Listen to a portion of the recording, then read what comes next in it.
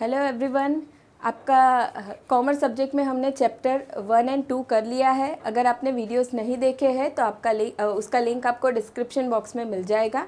अब आज हम स्टार्ट करने जा रहे हैं आपका चैप्टर नंबर 3 रिटेलिंग, जो बहुत ही इंटरेस्टिंग है एंड इम्पॉर्टेंट है। तो चलिए स्टार्ट करते हैं रिटेलिंग में। अब रिटेलिंग चैप्टर जब हम पढ़ने वाले हैं तो रिटेल वर्ड हमने बहुत सुना है, रिटेल बिजनेस हमने बहुत सुना है। तो ये रिटेलिंग एग्जैक्टली होता क्या है वो हम यहाँ पे देखेंगे। एंड यहाँ पे सबसे पहले हम देख लेते हैं कि इस चैप्टर में हमें क्या क्या चीज़ें पढ़नी है। तो यहाँ पे आपका रिटेलिंग चैप्टर में सबसे पहले हम इंट्रोडक्शन में पढ़ने वाले हैं ऑर्गेनाइज वर्सेस अनऑर्गेनाइज रिटेलिंग क्या होता है। उसके बाद हम करेंगे ट्रेंड्स इन रिटेलिंग। उसके बाद हम करने वाले हैं growth of organise retailing in India. उसके बाद आपका आने वाला है survival strategies for unorganise retailing. And उसके बाद नेक्स्ट टॉपिक है रिटेल फॉर्मेट। तो उसमें आपका आएगा store format, non store format, store planning, store design and layout. And उसके बाद आएगा आपका रिटेल सिनारियो। अब ये रिटेल सिनारियो में हमें देखना है retail scenario in India, retail scenario in global context, prospects and challenges in India, mall management, retail franchising के बारे में हम पढ़ेंगे, FDI in retailing, foreign direct investment हम जो बोलते हैं वो हम देखेंगे in retailing, and careers in retailing. ये सारे ही टॉपिक्स हमें यहाँ पे कवर करने हैं। तो चलिए स्टार्ट करते हैं रिटेलिंग से। पहले हम रिटेलिंग का मतलब देख लेते हैं। अब ये जो रिटेलिंग के मीनिंग में हम स्टार्ट करते हैं सबसे पहले कि जब भी कोई गुड्स प्रोड्यूस होता है, ठीक है, सबसे पहले मैन्युफैक्चरर रहता है या प्रोड्यूसर रहता है, वो उसे बनाता है, ठीक है। तो सबसे पहले आता है मैन्युफैक्चरर, ठीक है। अब ये मैन्युफैक्चरर ने गुड्स तो बना दिया बहुत सारी क्वांटिटी में, लेकिन ज़रूरी नहीं है कि वो ही कस्टमर को सेल करेगा, ठीक है। तो मैन्युफैक्चरर के पास से गुड्स जाता है होलसेलर के पास, ठीक है, होलसेलर के पास जाता है गुड्स, जो लार्ज क्वांटिटी में गुड्स खरीदेगा मैन्युफैक्चरर से, ठीक है। और यहाँ पे उसे प्राइस बेनिफिट भी मिलने वाला है क्योंकि वो लार्ज क्वांटिटी में परचेज करेगा। अब यहाँ से गुड्स जाएगा रिटेलर के पास, ठीक है। देखिए, ये भी डायरेक्टली कस्टमर को सेल नहीं कर रहा है, ये भी कस्टमर को डायरेक्टली सेल नहीं कर रहा है, ये बेच रहा है रिटेलर को, ठीक है। अब ये रिटेलर क्या करेगा, रिटेलर सेल करेगा कस्टमर को। तो ये एक चेन क्रिएट हो जाता है कि भाई यहाँ पे गुड्स प्रोडक्शन हुआ, उसने सेल किया होलसेलर को, उसने दिया रिटेलर को, एंड देन रिटेलर सेल करेगा कस्टमर को। तो यहाँ पे जो ये पार्ट आ रहा है, रिटेलर सेल करता है कस्टमर को, वो हो जाएगा रिटेल बिजनेस। हमें यहाँ पे ये वाला पार्ट पढ़ना है कि रिटेलिंग क्या होता है, ठीक है। अलग अलग तरीके से जो रिटेल बिजनेस हमारे कंट्री में हो रहे हैं उसे हम स्टडी करेंगे कि कस्टमर तक जो गुड्स जाता है, रिटेलर्स उन्हें जो सेल करते हैं उसके क्या क्या टाइप्स है, वो कैसे कैसे सेल करते हैं, ठीक है। चलिए, तो ये हमें पता चला कि what is retailing, directly customer को जो गुड्स सेल किया जाता है। अब ये जो रिटेलिंग है वो हम देखते हैं कि बहुत सारे ऑप्शन हमारे पास भी अवेलेबल होते हैं। अब पहले की ट्रेडिशनल बिजनेस की जब हम बात करें तो कैसे था कि मार्केट में बहुत सारे शॉप्स थे, छोटे। अगर आपको कोई भी चीज़ लेनी हो, कपड़े लेने हो या कुछ भी चीज़ लेनी हो, एफएमसीजी प्रोडक्ट्स लेने हो, कोई भी लेना हो, तो मार्केट में शॉप्स अवेलेबल थे अलग अलग टाइप के। और वो शॉप्स कैसे थे, छोटे या मीडियम साइज़ के थे, वहाँ पे जाके कस्टमर्स गुड्स ले सकते हैं, ठीक है। तो वो क्या था, अनऑर्गेनाइज्ड रिटेलिंग था। अनऑर्गेनाइज का मतलब क्या होता है कि जहाँ पे छोटे शॉप्स रहते हैं एंड वहाँ पे ओनर एक ही रहता है या फिर उसके फैमिली पर्सन्स जो है वो उसे सपोर्ट करते हैं उस बिज़नेस को करने में। हमने ऐसी छोटी शॉप्स देखी हुई है। तो वो हो जाता है अनऑर्गेनाइज्ड रिटेलिंग। अब हम बात करते हैं ऑर्गेनाइज्ड रिटेलिंग की। अब ये ऑर्गेनाइज रिटेलिंग क्या हो जाता है, तो आजकल के मॉडर्न ज़माने में ऑर्गेनाइज रिटेलिंग बहुत डेवलप हो रहा है। अब ये ऑर्गेनाइज रिटेलिंग में क्या होता है, बहुत बड़ी जगह में बिजनेसमैन क्या करते हैं, जनरली यहाँ पे इंडिविजुअल इन्वेस्ट नहीं करते हैं, बिजनेसमैन रहते हैं, कॉरपोरेट्स रहते हैं, वो लोग यहाँ पे इन्वेस्ट करते हैं एंड वहाँ पे बहुत लार्ज क्वांटिटी में गुड्स लाया जाता है एंड प्रॉपरली वहाँ पे अरेंजमेंट किया जाता है एंड फिर कस्टमर को सेल किया जाता है। जैसे कि शॉपिंग मॉल्स है, सुपर बाज़ार्स है, उन सब की हम बात करते हैं तो वो क्या हो जाता है, ऑर्गेनाइज रिटेलिंग वो हो जाता है, ऑर्गेनाइज रिटेलिंग बिजनेस। ठीक है, क्लियर हुआ यहाँ तक आपको कि व्हाट इज़ रिटेलिंग बिजनेस। चलिए अब आगे बढ़ते हैं। यहाँ पे उन लोगों ने क्या बताया है, concept of organised and unorganised retailing. तो मीनिंग उन लोगों ने सबसे पहले हमें दिया हुआ है, there is no standard definition to describe the terms organise and unorganise retailing. It is assumed that the traditional retail outlets, the so-called mom and pop stores or the local kirana stores are in unorganized sector. देखिए क्या बताया उन लोगों ने कि जो हमारे traditional retail outlets थे, छोटे छोटे जो शॉप्स थे, मॉम एंड पॉप स्टोर्स, मतलब जो FMCG प्रोडक्ट, जो छोटे छोटे प्रोडक्ट्स हम लेने जाते हैं, या फिर जो लोकल किराना स्टोर्स रहते हैं, जनरल स्टोर्स रहते हैं, वो सारे किस में आ जाते हैं, अनऑर्गेनाइज्ड सेक्टर में कवर होते हैं. Some are of the view that shops with less than 500 square feet space can be treated as unorganized retail outlets. यहाँ पे कुछ अलग कंसेप्ट से उन्होंने डिफ़ाइन किया है कि भाई जिस स्पेस पे शॉप लोकेटेड है वो ये area less than 500 square feet का है, तो उसे हम अनऑर्गेनाइज्ड रिटेल आउटलेट बोल सकते हैं. Generally, unorganized retail outlets do not have an association to promote their interest. ये बहुत छोटे रहते हैं तो ये ज़्यादा प्रमोशन नहीं करते हैं अपने बिजनेस का. आगे बढ़ते हैं. The organized retailers are also called as modern retailers. अब ऑर्गेनाइज की यहाँ पे उन लोगों ने बात की है. ऑर्गेनाइज रिटेलर्स ये कब आए, इन मॉडर्न वर्ल्ड्स आए. ठीक है, पहले ये नहीं थे, तो इसे हम बोलेंगे modern retailers. They operate in larger shop space. ये एक ऐसी जगह पे काम करेंगे जहाँ पे एरिया बहुत बड़ा है, छोटी छोटी शॉप्स ये ऑपरेट नहीं करेंगे. Larger shop space of 500 square feet to over 1 million square feet. ठीक है, बहुत ही लार्ज एरिया पे ये बिजनेस करेंगे. For instance, Lulu international shopping mall in Kochi, Kerala is the largest mall in India with total retail floor area of 1.7 million square feet spread over 17 acres of land. बहुत बड़ा area cover किया है इस shopping mall ने, जो India का सबसे बड़ा मॉल कहलाया जाता है. The second and the third largest mall in India are Phoenix Market City, Kurla, Mumbai and Phoenix Market City, Pune respectively. ठीक है, ये हमें कुछ इन्फॉर्मेटिव पार्ट दिया गया है यहाँ पे कि ऑर्गेनाइज रिटेल में क्या क्या कवर कौन से मॉल्स सबसे आगे है. चलिए उसके बाद उन लोगों ने कुछ बताया है. Unorganise retail outlets are mainly traditional retail stores which include general stores. अब इसमें क्या आता है, अनऑर्गेनाइज रिटेल आउटलेट जो हमने बोला छोटे छोटे शॉप्स रहते हैं, विच इंक्लूड जनरल स्टोर्स. हमें पता है जनरल स्टोर्स, स्ट्रीट स्टोर्स मतलब जो रोड पे छोटे छोटे स्टोर्स रहते हैं वो, काउंटर स्टोर्स वो भी सेम वैसे ही टाइप का रहता है.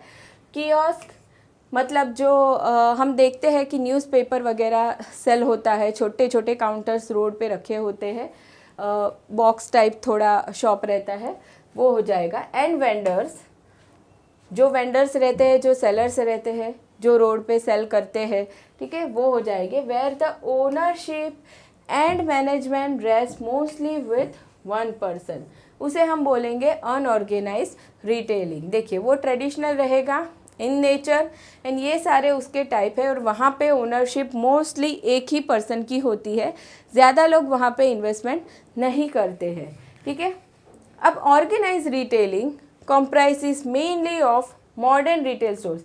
यहाँ पे मॉडर्न वर्ड आ जाता है एंड अनऑर्गेनाइज में ट्रेडिशनल आता है, ये आपको याद रखना है। Organise retailing comprises mainly of modern retail store such as, यहाँ पे कौन कौन से मॉडर्न तरीके आ जाएंगे, शॉपिंग मॉल्स रहेंगे, चेन स्टोर होगा, super bazaars, departmental stores and large online stores that offer a large variety of products in terms of quality, value for money and makes shopping a memorable experience। अभी organise retailing में क्या होता है, कुछ modern way है ये retail business करने का। यहाँ पे उन लोगों ने एग्जांपल दिए हैं जैसे कि शॉपिंग मॉल है, चेन स्टोर। अब ये चेन स्टोर क्या होता है, बहुत सारी सीरीज़ ऑफ स्टोर एक ही जगह पे सिचुएटेड होती है, वहाँ पे सेम टाइप का गुड्स सेल होता है। एंड दूसरा क्या है, उस सब का ओनर भी सिमिलर एक ही रहेगा, सिमिलर रहेंगे ओनर, ठीक है। उसके बाद है सुपर बाज़ार्स, सुपर मार्केट्स हमें पता है। डिपार्टमेंटल स्टोर आता है। अब ये डिपार्टमेंटल स्टोर क्या होता है, एक बड़ा स्टोर होता है जिसमें अलग अलग गुड्स के लिए डिपार्टमेंट्स करके वो लोग सेल करते हैं वहाँ पे। Departmental store and large online store. अब यहाँ पे उन लोगों ने क्या बोला है, ये लोग क्या करते हैं, that offer a large variety of product. यहाँ पे आपके पास बहुत सारे ऑप्शंस रहेंगे, आपको जो भी प्रोडक्ट लेना है उसके कलर हो या डिज़ाइन हो या क्वालिटी हो, बहुत सारे ऑप्शंस हमें मिलेंगे। अभी हमको भी पता है कि हम कोई छोटी सी शॉप में जाएंगे और अगर हम मॉल में जाते हैं शॉपिंग करने तो हमारे पास ऑप्शन कहाँ ज़्यादा रहेंगे, ऑफ कोर्स मॉल में ऑप्शंस हमारे पास बहुत ज़्यादा रहेंगे। एंड दूसरा क्या है, क्वालिटी भी अच्छी रहेगी, ठीक है। हम जो प्राइस पे करते हैं उसमें भी डिफरेंस आ जाएगा। And makes shopping a memorable experience. अब वहाँ पे मॉल वगैरह में हम शॉपिंग करने जाते हैं तो बहुत ही अच्छी फैसिलिटी रहती है, एसी रहता है, क्लीनलीनेस प्रॉपर रहती है, ठीक है, फूड अवेलेबल रहता है, बहुत सारी अलग अलग फैसिलिटीज़ वहाँ पे और भी होती है, जिसकी वजह से क्या होता है, शॉपिंग करने को कस्टमर्स एंजॉय करते हैं एंड वो उनके लिए एक मेमोरेबल एक्सपीरियंस बन जाता है, ठीक है। तो ये हमने देख लिया कि हमारे कंट्री में unorganise retail and organise retail क्या है। अब आगे बढ़ते हैं, उन लोगों ने दिया हुआ है डिस्टिंग्विशिंग फीचर। अब यहाँ पे उन लोगों ने डिस्टिंग्विशिंग फीचर बताए हैं कि भाई ऑर्गेनाइज एंड अनऑर्गेनाइज रिटेलिंग की जो हम बात कर रहे हैं तो कौन कौन से फीचर है जो दोनों को डिफरेंशिएट करते हैं। तो उसमें सबसे फर्स्ट आपका आ रहा है ओरिजिन एंड ओनरशिप।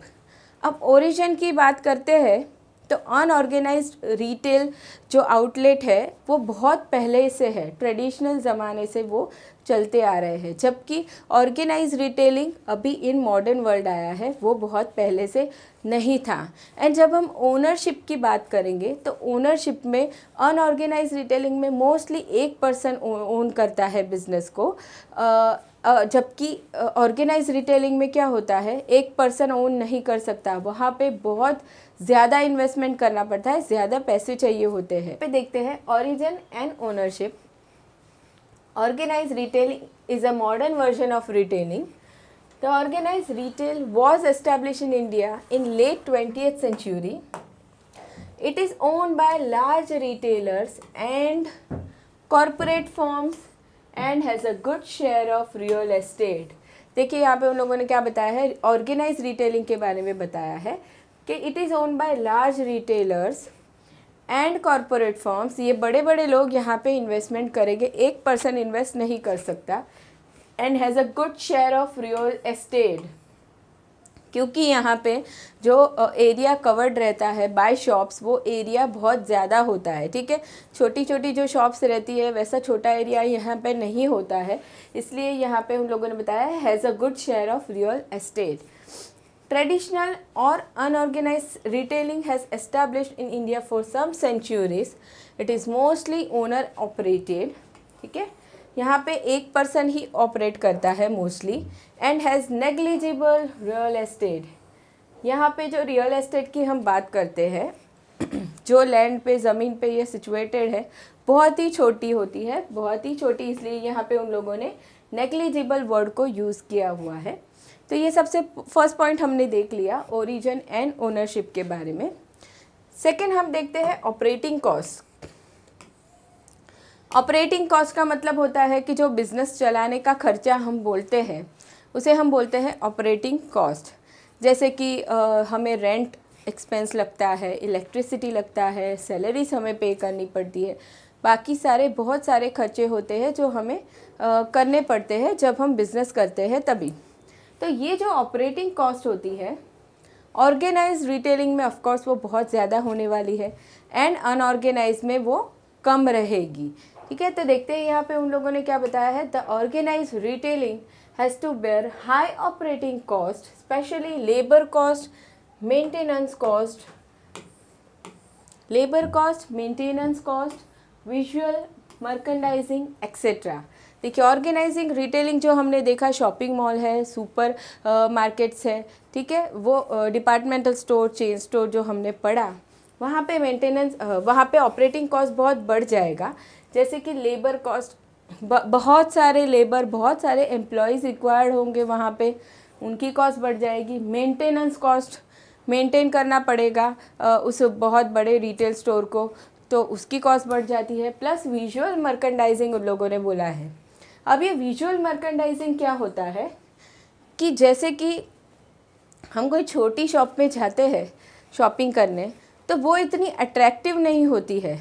जबकि हम मॉल में जाते हैं तो वहाँ पे क्या होता है, जितनी भी शॉप्स है वहाँ पे बहुत अट्रैक्टिव होती है, बहुत अच्छा लाइटिंग होता है, बहुत अच्छा लेआउट होता है, बहुत अच्छा वहाँ का फर्नीचर होता है, बहुत अच्छे से अरेंज किया हुआ होता है। ठीक है, तो उससे क्या हो जाता है, कस्टमर्स अट्रैक्ट होते हैं उसे देख के, वहाँ उसका कलर बहुत अच्छा होता है। तो उन सारी ही चीज़ों को हम बोलते हैं विजुअल मर्केंडाइजिंग। तो ये विजुअल मर्केंडाइजिंग जो है उसे बनाने के लिए भी कॉस्ट बहुत ज़्यादा लग जाती है ऑर्गेनाइज रिटेलिंग में, जबकि वो खर्चा अनऑर्गेनाइज रिटेलिंग में नहीं होता है। तो the unorganised retailing operate on a low cost structure, यहाँ पे लो कॉस्ट रहती है, with in little labour cost, low और no maintenance and very limited expenses of visual merchandising. ये यहाँ पे सारे खर्चे बहुत कम होने वाले हैं। लो कॉस्ट स्ट्रक्चर बनाने में भी कम खर्चा लगेगा, एम्प्लॉयज़ में भी कम खर्चा लगेगा, मेंटेनेंस में भी ज़्यादा कुछ खर्चा होने वाला नहीं है, एंड विजुअल मर्केंडाइजिंग भी यहाँ पे बहुत बहुत कम होता है। तो यहाँ पे ऑपरेटिंग कॉस्ट बहुत कम हो जाएगी एंड ऑर्गेनाइज रिटेलिंग में ऑपरेटिंग कॉस्ट बहुत बढ़ जाती है। Next is product range. Product range की हम बात करेंगे तो ऑर्गेनाइज रिटेलिंग जो है वहाँ पे कस्टमर्स को बहुत सारे ऑप्शंस मिलते हैं प्रोडक्ट खरीदने के लिए, जबकि अनऑर्गेनाइज रिटेलिंग में कम ऑप्शंस अवेलेबल रहते हैं उनके पास।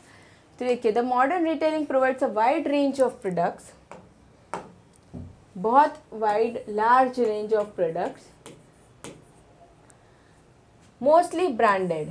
यहाँ पे कैसे गुड्स सेल होंगे, हमेशा ब्रांडेड ही रहेंगे। ठीक है, for instance supermarkets, departmental stores, malls sell a wide range of products. बहुत सारे ऑप्शंस होंगे कस्टमर के पास एंड सारे ही ब्रांडेड होते हैं। A local unorganise retail outlet deals with limited range of product. यहाँ पे कैसा रेंज रहेगा, लिमिटेड, बहुत ज़्यादा ऑप्शंस कस्टमर को नहीं मिलेंगे। Quite often the unorganized retailer may sell local brands and even unbranded items. यहाँ पे अनऑर्गेनाइज सेक्टर में क्या होता है, जो गुड्स सेल होते हैं मोस्टली तो वो अनब्रांडेड रहते हैं, एंड दूसरा अगर ब्रांडेड हो तो भी लोकल ब्रांड रहती है वो। ठीक है, तो ये डिफरेंस हो जाता है दोनों के बीच में प्रोडक्ट रेंज की अगर हम बात करें तो। अब आगे बढ़ते हैं, फोर्थ पॉइंट, प्रमोशन। अब ये प्रमोशन की जब हम बात करेंगे तो प्रमोशन का मतलब हमें पता है कि बिज़नेस जो कस्टमर तक इंफॉर्मेशन पहुंचाते हैं अलग अलग तरीक़ों से, उसे बोलते हैं information related to their goods and services, उसे हम बोलते हैं प्रमोशन करना। एडवर्टीज़मेंट कर सकते हैं, ठीक है, सेल्स प्रमोशन करते हैं, बहुत सारे अलग अलग तरीक़ों से कस्टमर तक हम इंफॉर्मेशन पहुंचाते हैं गुड्स एंड सर्विसेज के लिए। तो ये जो प्रमोशन होता है वो ऑर्गेनाइज रिटेलिंग में बहुत ज़्यादा करना पड़ता है रिटेलर्स को, जबकि अनऑर्गेनाइज रिटेलिंग में प्रमोशन बहुत ही कम होता है। तो the organise retailing undertakes heavy promotion, यहाँ पे उनको हैवी प्रमोशन करना पड़ता है ज़्यादा से ज़्यादा रेवेन्यू करने के लिए। दे अंडरटेक एडवर्टाइजिंग, देखिए वो लोग एडवर्टाइजिंग कर सकते हैं, सेल्स प्रमोशन कैंपेन कर सकते हैं एंड सो ऑन। जैसे बहुत सारे तरीक़ों से ये लोग क्या करते हैं, प्रमोशन करते हैं। The unorganised retailing hardly undertakes any promotion, there is limited और no emphasis on advertising, sales promotion and so on. हमने देखा हुआ है हमारे आसपास के जो छोटे छोटे स्टोर्स रहते हैं, जनरल स्टोर्स है, बाकी अदर स्टोर्स है, तो वो लोग कभी एडवर्टीज़मेंट नहीं करते हैं, ठीक है, प्रमोशन नहीं करते हैं, जबकि यहाँ पे ऑर्गेनाइज रिटेलिंग में प्रमोशन बहुत हैवी रहता है। तो ये हमने देख लिया प्रमोशन के बारे में। नेक्स्ट हम देखते हैं कंज्यूमर फेमिलियरिटी। अब कंज्यूमर फेमिलियरिटी की हम बात करते हैं तो यहाँ पे ऑर्गेनाइज रिटेलिंग में कंज्यूमर फेमिलियरिटी नहीं रहती है, जबकि अनऑर्गेनाइज रिटेलिंग में कंज्यूमर फेमिलियरिटी रहती है। मतलब कि कैसा है कि कोई एक पर्सन लोकल कोई शॉप से गुड्स ले रहा है तो वो दोनों फेमिलियर है, कस्टमर फेमिलियर है, शॉपकीपर फेमिलियर है। सेम वे उस पर्सन का बेटा भी होगा तो वो भी उस शॉप पे लेने जाएगा, तो वहाँ पे फेमिलियरिटी हो जाती है। जबकि ऑर्गेनाइज रिटेलिंग में कस्टमर फेमिलियरिटी बिल्कुल भी नहीं होती है। तो consumer familiarity for organise retailing is new. Most of the organise retail took shape in late 20th century and early 21st century. Consumer familiarity that runs from generation to generation is one big advantage for the traditional retailing sector. Consumer familiarity यहाँ पे ही ज़्यादा होती है traditional retailing sector में। ये हो गया आपका 5th पॉइंट जो बताता है दोनों के बीच में डिफरेंशिएट क्या है। Now next is customers profile. अब कौन कस्टमर्स प्रोफाइल का मतलब है जो organise retail and unorganise retail की जो हम बात कर रहे हैं, तो उन दोनों में कौन कौन से टाइप के कस्टमर जाते हैं। तो जो रिटेल ऑर्गेनाइज रिटेल की हम बात करते हैं, शॉपिंग मॉल्स है, डिपार्टमेंटल स्टोर है, ठीक है, सुपरमार्केट्स है, वहाँ पे किस टाइप के कस्टमर जाएंगे। जनरली जिनकी इनकम हाई होती है, ठीक है, अपर मिडिल क्लास के लोग वहाँ पे जाएंगे।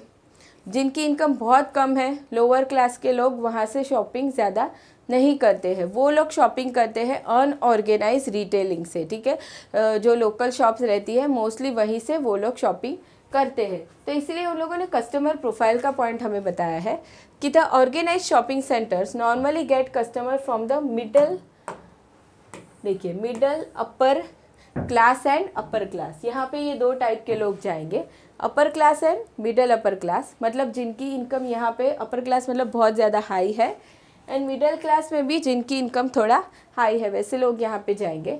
Lower class customers hardly buy their requirements from the organise retail outlets. मतलब जिनकी इनकम लो है वो बहुत बहुत कम परचेज करते हैं वहाँ से। तो unorganised retail outlets are mostly patronised by lower middle class and lower class of the society. अब ये अनऑर्गेनाइज रिटेल में कौन कौन से लोग जाएंगे, लोअर मिडिल क्लास वाले जाएंगे and lower class of the society जिनकी इनकम बहुत ही कम है। But the middle upper class and upper class also buy certain items as a matter of convenience. कभी कभी कन्वीनियंस के लिए रिक्वायर्ड है तो ये मिडिल अपर क्लास वाले लोग भी यहाँ से गुड्स ले लेते हैं। बाकी मोस्टली यहाँ से गुड्स कौन लेता है, lower class and lower middle class वाले, ठीक है। तो ये हो गया आपका कस्टमर प्रोफाइल के बारे में। Now next is share of retail market. Now in 2017 the market share of organised retailing is estimated at about 12%, which is likely to go up over 20% by 2020. Now in 2017, market share of unorganized retailing is estimated at about 88%, which may come down to 80% by 2020. मतलब क्या हुआ यहाँ पे, organise retailing का जो share था वो बढ़ रहा है एंड अनऑर्गेनाइज का अब धीरे धीरे कम हो रहा है, ठीक है। लोग ज़्यादा थोड़ा थोड़ा ऑर्गेनाइज रिटेलिंग से शॉपिंग करना पसंद करने लगे हैं ना। उसके बाद आपका एक पॉइंट आता है शॉपिंग कंफर्ट। शॉपिंग कंफर्ट का मतलब होता है कि जब हम शॉपिंग करने जाते हैं तो बाकी सारी जो फैसिलिटीज़ अवेलेबल होती है वहाँ के एनवायरनमेंट में जो कस्टमर को कंफर्टेबल बनाती है, तो वो शॉपिंग कंफर्ट कहाँ पे ज़्यादा होता है। ऑफ कोर्स हमें पता है वो कहाँ पे ज़्यादा रहेगा, ऑर्गेनाइज रिटेलिंग में ज़्यादा रहेगा। जैसे हम मॉल में शॉपिंग करने जाते हैं, सुपरमार्केट में जाते हैं, ठीक है, तो वहाँ पे क्या होता है, बहुत सारी फैसिलिटीज़ अवेलेबल होती है कस्टमर्स के लिए।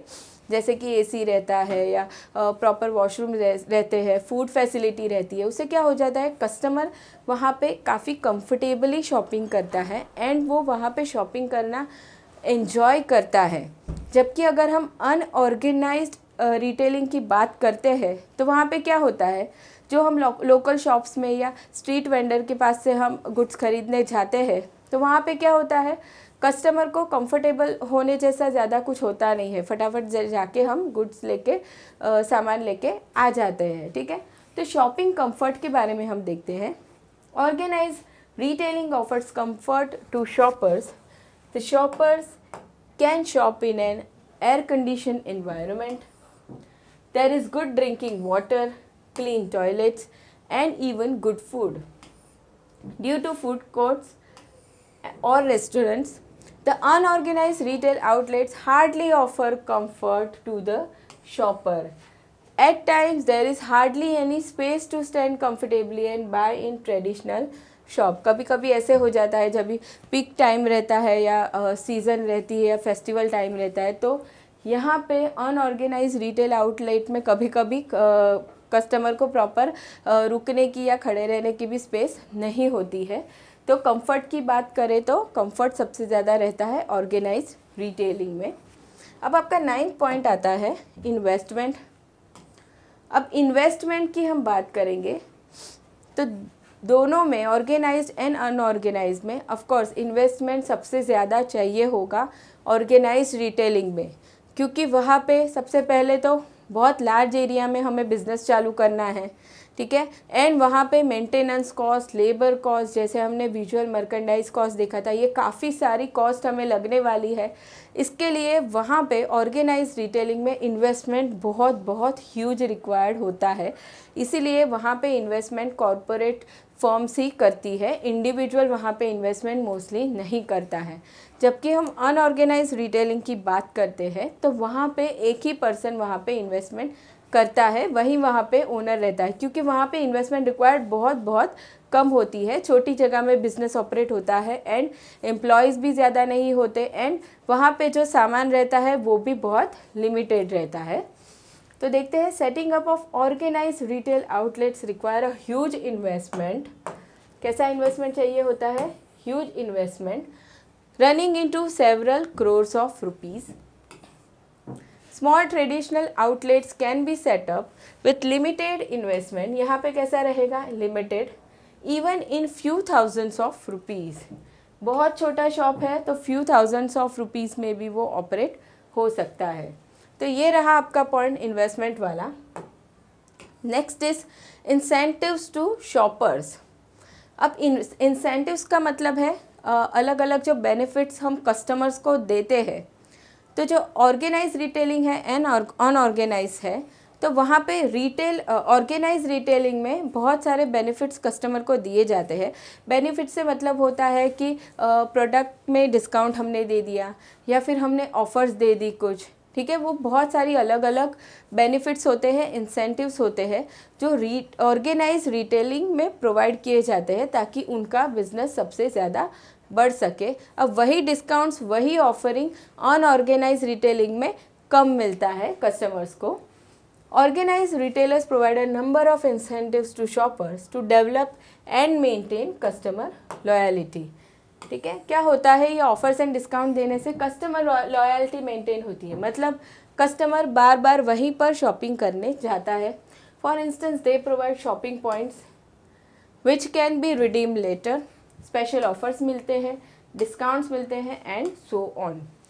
Generally unorganise retailers do not provide incentives to the customers and most of them sell at maximum retail price, MRP पे ही मोस्टली गुड सेल यहाँ पे होता है अनऑर्गेनाइज सेक्टर में, which is printed on the package of the product. तो यहाँ पे कोई भी इंसेंटिव नहीं दिया जाता है कस्टमर्स को। Now next point is technology. अब दोनों ऑर्गेनाइज्ड एंड अनऑर्गेनाइज्ड में टेक्नोलॉजी ज़्यादा यूज़ होता है ऑर्गेनाइज्ड रिटेलिंग में, क्योंकि वहाँ पे बहुत हम ज़्यादा इन्वेस्टमेंट भी करते हैं, बहुत ज़्यादा एम्प्लॉयज़ भी रहते हैं जिनको बहुत सारा सैलरी देना है, हमें बहुत मेंटेनेंस कॉस्ट लगने वाला है, इन्वेंट्री भी बहुत रहता है गुड्स का, ठीक है। ये बहुत सारी जो चीज़ें होती है, बहुत सारे कस्टमर आते हैं जिनका बिलिंग करना पड़ता है, तो ये सारी ही चीज़ें अगर मैन्युअली करने जाएँ तो ये बहुत टाइम वेस्टिंग हो जाता है। एंड दूसरी बात, एरर होने के चांसेस भी काफ़ी बढ़ जाते हैं। तो वहाँ पे टेक्नोलॉजी का यूज़ ज़्यादा किया जाता है, जबकि अनऑर्गेनाइज सेक्टर में टेक्नोलॉजी का यूज़ बहुत ही कम, बहुत ही मिनिमम होता है, ठीक है। तो देखते हैं the organise retail outlets make good use of technology for billing, inventory management, accounting and other activities. ये सारी ही एक्टिविटीज़ के लिए यहाँ पे क्या होता है, टेक्नोलॉजी का यूज़ होता है। The unorganised retail outlets hardly make use of technology. This is mainly due to the fact of low turnover of business. यहाँ पे टेक्नोलॉजी बहुत कम यूज़ होता है क्योंकि टर्नओवर ही लो है, कस्टमर्स ही कम है यहाँ पे, ठीक है। लो लेवल पे बिजनेस हो रहा है, इसके लिए यहाँ पे टेक्नोलॉजी ज़्यादा यूज़ करने की ज़रूरत नहीं होती है। Now next is training to staff. Business में जो एम्प्लॉयज़ काम करते हैं उसे बिजनेस को ट्रेन करना बहुत ही ज़रूरी होता है as per their nature of business. तो यहाँ पे ट्रेनिंग की अगर हम बात करते हैं तो ऑफ कोर्स ऑर्गेनाइज रिटेलिंग में ट्रेनिंग की ज़रूरत बहुत ज़्यादा होती है एम्प्लॉयज़ को, क्योंकि वहाँ पे बहुत लार्ज स्केल में बिज़नेस होने वाला है, इन्वेंट्री भी, गुड्स भी बहुत ज़्यादा आने वाला है, ठीक है। तो वहाँ पे उन सारी ही चीज़ों को मैनेज करने के लिए एम्प्लॉयज़ को ज़्यादा से ज़्यादा ट्रेनिंग दी जाती है। जबकि अनऑर्गेनाइज सेक्टर में क्या होता है, वहाँ पे एक तो एम्प्लॉयज़ होते भी कम हैं एंड जो भी कम एम्प्लॉयज़ है फिर उन्हें ज़्यादा ट्रेनिंग देने की रिक्वायरमेंट नहीं होती है। तो the organise retailer provides training to the staff to improve knowledge. ये ट्रेनिंग क्यों दी जाती है ऑर्गेनाइज रिटेलिंग में? To improve knowledge, attitudes, skills and social behaviour. Now training helps to improve the efficiency of the employees. क्या help करता है training? Efficiency of the employee बढ़ाने में हेल्प करता है, ताकि वो बहुत अच्छे से काम कर सके, अच्छा आउटपुट दे सके। The unorganized retailers hardly place emphasis on training. They consider experience as the most effective way of dealing with the customer. ठीक है, यहाँ पे वो लोग एक्सपीरियंस पे ज़्यादा फोकस करते हैं कि अच्छा एक्सपीरियंस्ड एम्प्लॉय है तो वो अच्छा आउटपुट दे पाएगा। ट्रेनिंग को यहाँ पे वो इम्पोर्टेंस नहीं देते हैं। उसके बाद आपका आता है लोकेशन। अब लोकेशन की जब हम बात करते हैं उसका मतलब होता है कि बिज़नेस कहाँ पे सिचुएटेड है, कौन सी जगहों पे सिचुएटेड है। अब ऑर्गेनाइज रिटेलिंग जो हमने देखा, शॉपिंग मॉल है, सुपर बाज़ार्स है, ठीक है, तो वो हमें पता है वो कहाँ सिचुएटेड होते हैं। वो अर्बन एरिया में, सिटीज़ में ज़्यादा सिचुएटेड होते हैं, रूरल एरियाज़ में वो नहीं होते हैं, ठीक है। जब हम अनऑर्गेनाइज रिटेलिंग की बात करेंगे तो वो रूरल एरियाज़ में भी होते हैं, अर्बन एरियाज़ में भी होते हैं, ठीक है, ऑल ओवर होते हैं, लेकिन रूरल एरिया में वो थोड़ा ज़्यादा होते हैं। तो देखते हैं यहाँ पे हम लोगों ने क्या बताया है। The organized retail outlets are mostly located in metros. ठीक है, ये यहाँ पे situated होते हैं metros. They find it difficult to operate in rural and semi-urban areas. Rural and semi-urban area में ये available नहीं होते हैं mostly. Traditional outlets are operating throughout the country. ये पूरी country में होते हैं. They enjoy total dominance in rural area. Rural area में टोटल डोमिनेंस मतलब total control unorganised traditional outlets का ही होता है। वहाँ पे ये लोग तो आने वाले नहीं हैं, इसलिए पूरा कंट्रोल उनका ही हो जाता है। Now next is break even point. अब ये ब्रेक इवन पॉइंट की हम बात करेंगे तो ब्रेक इवन पॉइंट क्या होता है? तो एक ऐसा लेवल जहाँ पे आपकी टोटल कॉस्ट को टोटल रेवेन्यू कवर कर लेता है, मतलब दोनों ही इक्वल हो जाते हैं। मान लो हमने 1 लाख का इन्वेस्टमेंट किया था, 1 लाख की मेरी कॉस्ट है, तो सामने मेरा 1 लाख का रेवेन्यू भी हो गया है, तो मतलब मैंने वहाँ पे ब्रेक इवन अचीव कर लिया है। अब उसके जब हम आगे बढ़ेंगे 1 लाख से ज़्यादा हम रेवेन्यू करते जाएंगे तो वहाँ पे हम प्रॉफिट अर्न कर सकते हैं, एंड उसके हम नीचे जाएंगे, उससे कम अगर हम रेवेन्यू करते हैं तो हम लॉस में जाते हैं। ठीक है, तो जहाँ पे टोटल रेवेन्यू टोटल कॉस्ट कर लेता है, दोनों इक्वल हो जाते हैं, तो वो होता है मेरा ब्रेक इवन पॉइंट। ठीक है, तो अब ब्रेक इवन पॉइंट की बात करें उसे अचीव करने की, तो जो ऑर्गेनाइज्ड रिटेलिंग है उसमें बहुत बहुत ज़्यादा इन्वेस्टमेंट, बहुत ज़्यादा कॉस्ट लगती है, तो वहाँ पे ब्रेक इवन अचीव करना बहुत बहुत टाइम लगता है, बहुत डिफ़िकल्ट हो जाता है। जबकि इन अनऑर्गेनाइज्ड रिटेलिंग में क्या होता है, बहुत कम पैसों से बिज़नेस चलता है, तो वहाँ पे ब्रेक इवन अचीव करना बहुत इजी हो जाता है। कम टाइम में ब्रेक इवन पॉइंट वहाँ पे अचीव कर लेते हैं बिजनेसेस। तो देखिए, it takes a lot of time to break even in the case of shopping malls, therefore some of them suffer huge losses. ठीक है, यहाँ पे लॉस होने के चांसेस बहुत ज़्यादा हो जाते हैं। For instance, Crossroads in Tardeo which introduced the mall culture in Mumbai, down the shutters in 2007 after trying to break even in first 7 years। देखिए यहाँ पे इसके केस में क्या हुआ, ब्रेक इवन अचीव नहीं हुआ एंड फिर लॉस हो गया। देखिए, अब for unorganised retail outlets the break even can be easily reached within a short period, say 1 or 2 years। 1-2 साल में अनऑर्गेनाइज रिटेल आउटलेट में क्या होता है, ब्रेक इवन अचीव हो जाता है, mainly on account of low overhead cost and low initial investment. यहाँ पे कॉस्ट भी कम लगता है बिजनेस ऑपरेट करने का, एंड इन्वेस्टमेंट भी कम होता है। इसके लिए यहाँ पे मोस्टली ब्रेक इवन 1 या 2 साल में अचीव हो जाता है, जबकि ऑर्गेनाइज्ड में अचीव करने में बहुत ज़्यादा टाइम लग जाता है। तो ये हमने स्टूडेंट्स यहाँ पे देख लिए 14 पॉइंट्स जो हमें बताते हैं ऐसे फीचर्स जो दोनों को, ऑर्गेनाइज्ड रिटेल को एंड अनऑर्गेनाइज्ड रिटेल को डिफरेंशिएट करते हैं। आगे यहाँ पे हमें देखना है ट्रेंड्स इन रिटेलिंग, जहाँ पे कुछ हमें ट्रेंड देखने हैं कि रिटेल सेक्टर में क्या क्या आए हुए थे, तो वो हम करेंगे अगले लेक्चर में। यहाँ तक के लेक्चर में आपको कोई क्वेश्चन हो स्टूडेंट्स तो आप कमेंट सेक्शन में हमें बता सकते हैं, एंड मिलते हैं नेक्स्ट लेक्चर में जहाँ पे हम आगे स्टार्ट करेंगे। Thank you so much, bye.